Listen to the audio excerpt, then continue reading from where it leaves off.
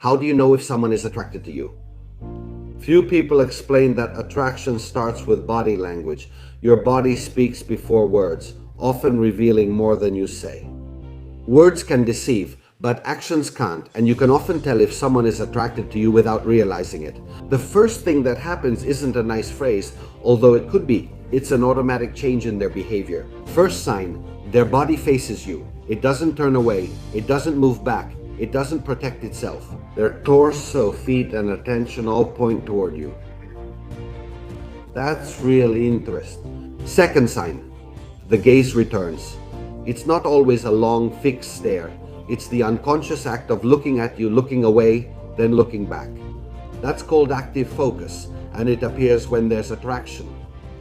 Third sign, micro gestures of openness, redder lips, deeper breathing, small adjustments to the hair, clothes, or posture. She keeps fixing herself, constantly showing herself with all these gestures.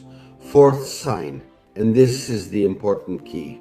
He feels listened to with you, meaning that when someone feels attracted, they talk more, they open up more. He stays longer than he thought because attraction is not just physical, it's very, very emotional. Here comes something very important. You don't attract by trying to impress. You attract when you're present, when you really listen, when you're not in a hurry, when you don't force anything. The most powerful seduction isn't the perfect posture. It's the calmness of someone who doesn't need to prove anything. If you want to know if you attract someone, don't look at what they say. Watch how they behave when they're there. Observe their body language, not their words. Write to me in the comments. Attraction can't be forced because attraction is generated. And if you like this message, share it with others, give it a like, and subscribe. One day you wake up unable to love as before. Waking up and becoming aware comes with a price, and almost no one wants to talk about that price. You can't blame others anymore, which is what bothers many people most. You can't blame your ex, your parents, life, inherited patterns, or your partner. When you wake up, you understand something uncomfortable. You always choose from your level of consciousness.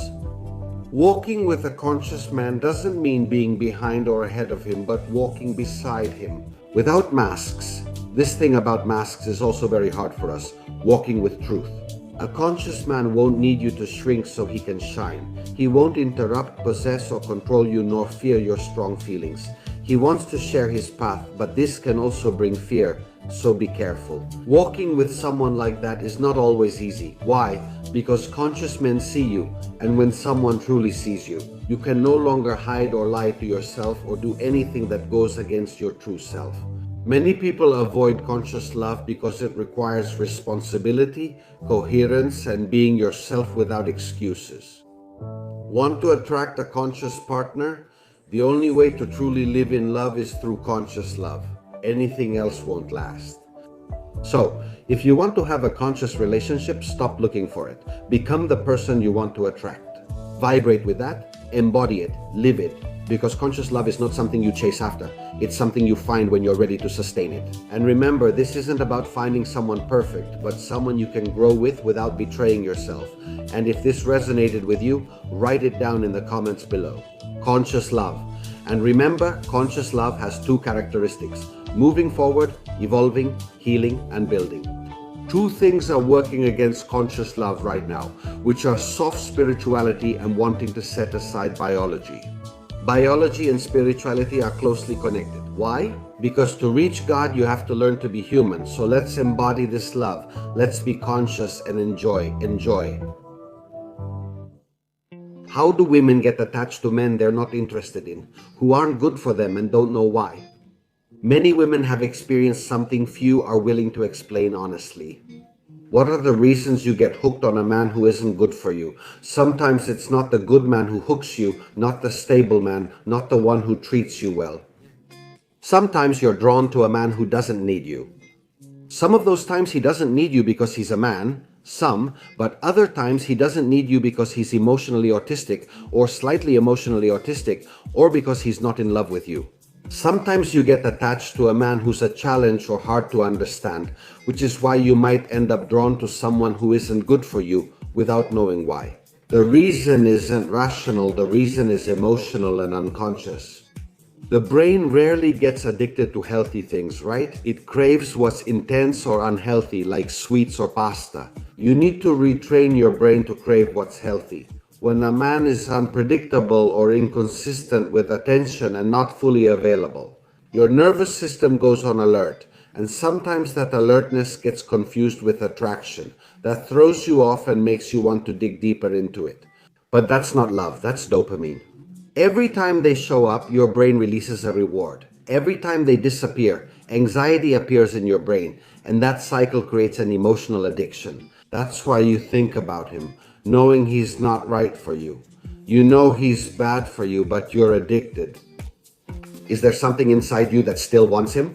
Because it's not the man that hooks you, it's the wound he's activating in you that you weren't cared for enough in the past or for many other reasons. The solution isn't to choose better, the solution is to heal the pattern. When your nervous system learns that calm is also love, you stop confusing intensity with connection, and then something powerful happens. The men who aren't good for you simply stop having power over you, and they might even stop showing up in your life. And if they do appear, you don't even notice them. A little study shows that men's biological strategy has been to seduce many women, while the biological strategy of women has always been to choose very carefully and to feel proud that she chose the right one. Therefore, letting go of a man who is clearly not good for you is like admitting that you were able to choose poorly. It's as if your value as a woman and as a person decreases, and you enter a spiral. Instead of giving that man 500 chances knowing he won't change, take the easier route, study attraction, and desire to better understand yourself. If you can't choose, you're not free. Quantum physics reveals that few people truly grasp the connection between love and personal growth. This is very important, pay attention. You don't attract people by chance, you attract people who vibrate at a level similar to your emotional wound. This is important, why? Because when you start to heal, become aware and grow, something inevitable can happen, which is that you start to distance yourself from the people who were with you on this path, but who haven't been able or haven't wanted to heal and evolve like you. You distance yourself not out of arrogance or feeling superior, but because you no longer relate to the same pain. When you evolve and heal and the other person can't or doesn't want to do it, the connection naturally weakens, and that's okay. True love is not holding on from a place of hurt. It's also allowing each person to follow their own level of consciousness. Sometimes loving also means letting go, and that's evolution too. Write below in the comments, sometimes loving also means letting go. People fall in love with you for these 3 reasons. Do you want to know why someone falls in love with you? But really, well, it's not because of your looks or what you say, it's because of how you make other people feel. And science confirms it. Evolutionary psychology shows that falling in love follows clear and simple patterns. A study from the Journal of Social Psychology showed that attraction arises when a person activates certain emotional triggers in another person. Moreover, these triggers are very biological. Many times. Here are the top 3 reasons women fall in love with a man. Point 1. Emotional security includes stability, clarity, consistency, and physical protection. A study from the University of Rochester showed that women prioritize men who create an emotionally secure environment, predictable in the long term. 2. Purpose and direction. A man with a mission gives a woman a sense of a predictable future. It's not about success, it's about intention. It's about a clear vision. 3. Quality of presence. A woman falls in love with how a man looks at, listens to, and validates her. True presence is more seductive than looks. The 3 reasons why men fall in love with a woman. Pay attention. 1. The woman makes him feel admired and recognized. A study by anthropologist Helen Fisher indicates that men bond deeply when they feel that a woman believes in them. She believes and supports. 2. Genuine connection. No drama or chaos. Men love women who let them be themselves, free of judgment. Drama and chaos are discussed in several videos, 3 to be exact. Nurturing energy isn't about traditional roles, but about bringing peace, tenderness, and warmth. The male brain associates this with an emotional home. When someone brings these elements together, love happens almost without you realizing it. Because in the end, we fall in love with the person who brings out the best version of ourselves. And we are both divine and human beings. Let's not forget that. In short, true love is not something you look for. It's something you recognize and feel. Right down below. I attract conscious love. If you want me to share more videos like this about how to feel better, find the love of your life, and also maintain your relationship when you go through a crisis, let me know. Because I'm already going deeper into all these concepts, but in an easy way that will be simple for us to follow.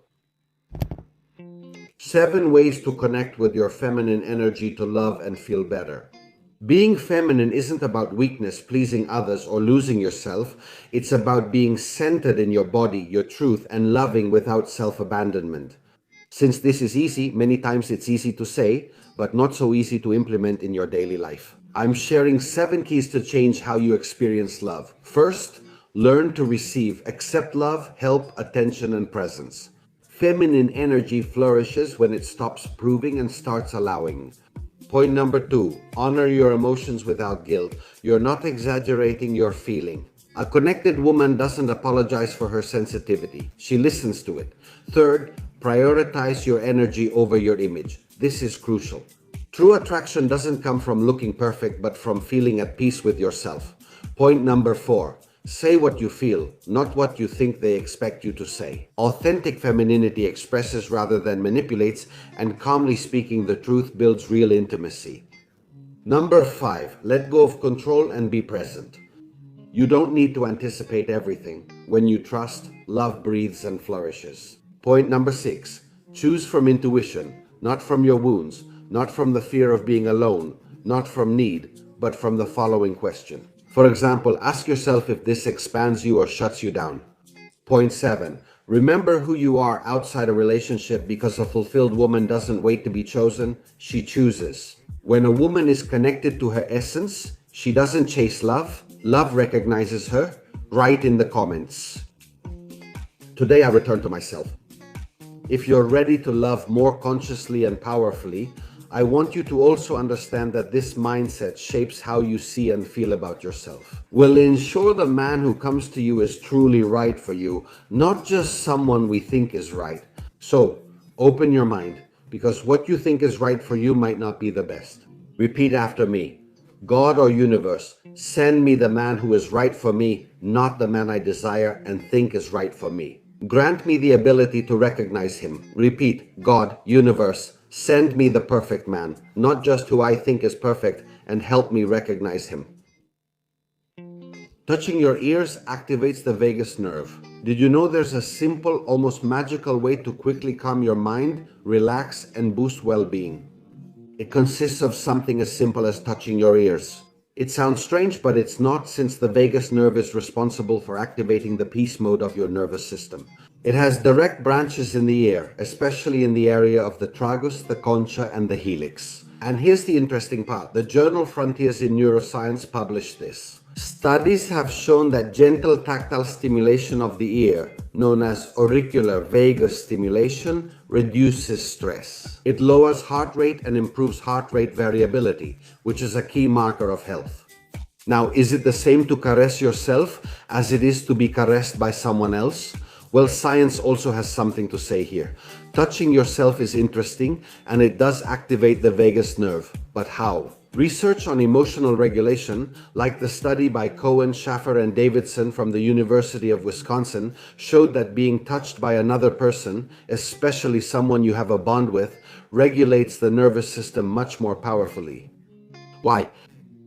Your brain knows the difference between touching yourself and someone else touching you, because your brain interprets that contact as external safety, and that relaxes your body more deeply. How do you do it?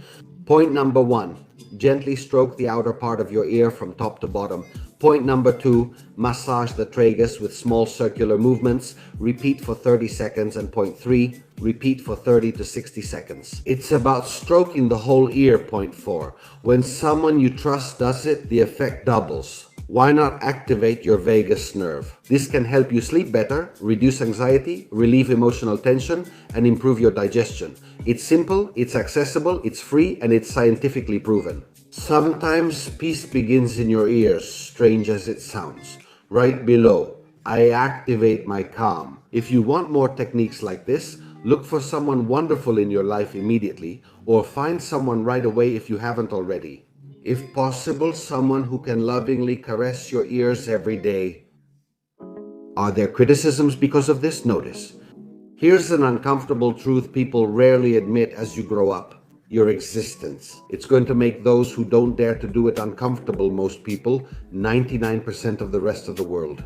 If nobody sees you as a threat, if nobody talks about you, if nobody tries to stop you, it means you're still irrelevant to their world. And that, believe me, is not a sign of peace. It's not a sign of progress.